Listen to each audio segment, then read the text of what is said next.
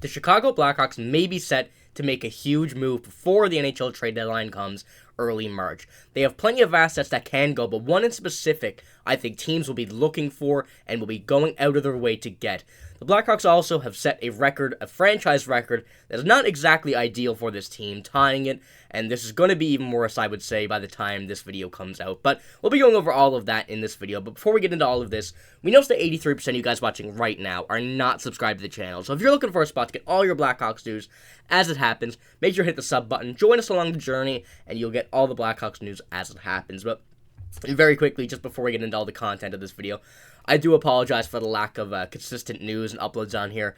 I've been ill as of lately, and I can barely talk some days, so I do apologize, but you should be getting back to normal pretty soon in the next few days, and I believe this will be the beginning of it. But let's get right into it. We're going to start this one off very quickly with, this has to change. You know, the record that I was talking about, the Blackhawks record, that is exactly not ideal.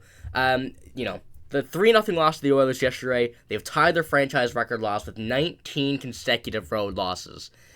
This is painful to be watching as a fan. You know, obviously, there's not much that we can do here sitting watching or in the arena, sitting and watching on the TV, but, you know, this team is littered with injuries.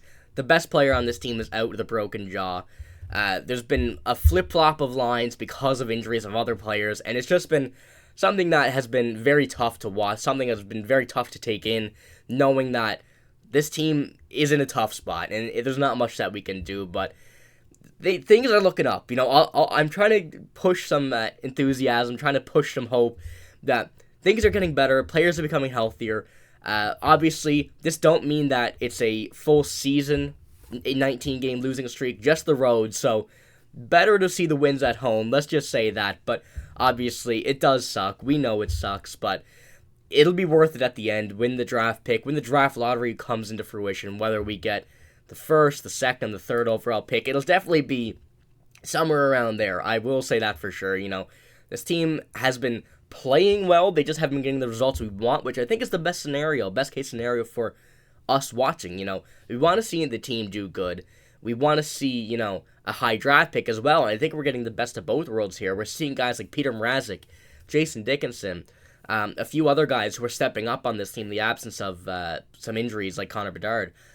They've been stepping up, playing very well this season as well as of late. Even with losing these games, you know, I guess we can't really complain in this situation where we're seeing our top players, our favorite players do good, but we're also losing and get a higher draft pick. So as of right now, you know, it's a pretty good situation, I guess you could say. But hopefully we just get a road win soon so we don't put that in the record books under, you know, the 23-24 season, 20 straight road losing games. And, you know, hopefully we can just break that and get into a better situation here. But let's move on to the bigger part of this video here, where we could see some moves coming soon from a name of Tyler Johnson, a guy we've spoken about a decent bit on this channel here.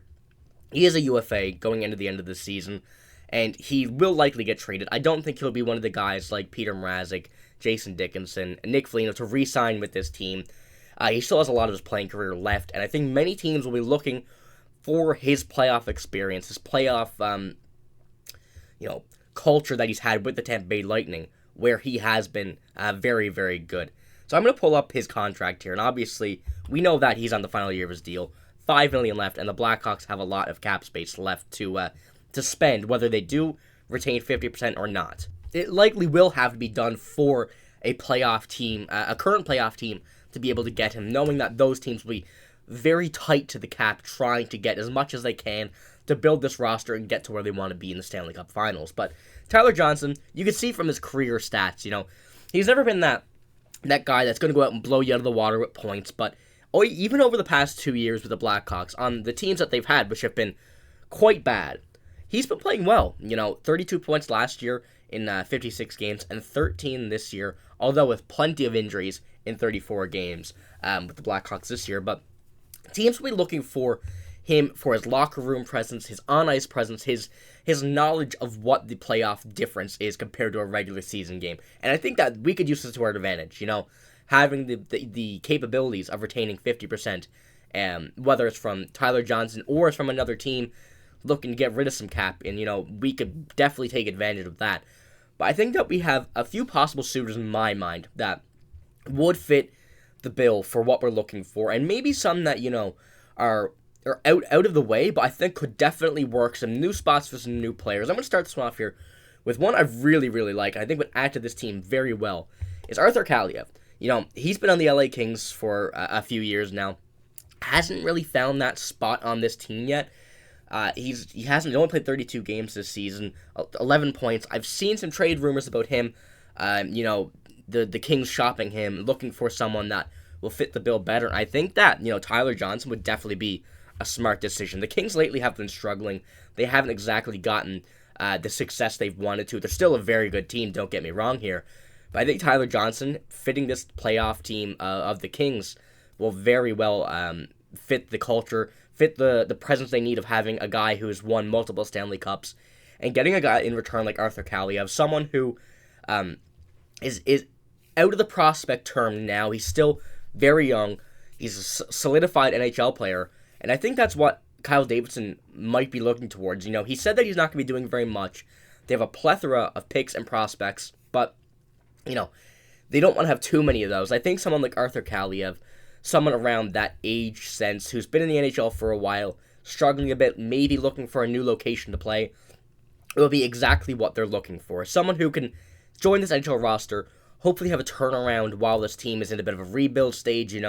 If they do play, do play bad and are struggling a bit, this is the prime opportunity to do it. It won't hurt the team in any sense, since we are, not a great team right now. So Arthur Kaliyev, we know he's been very good. We've seen him in the World Juniors with the USA.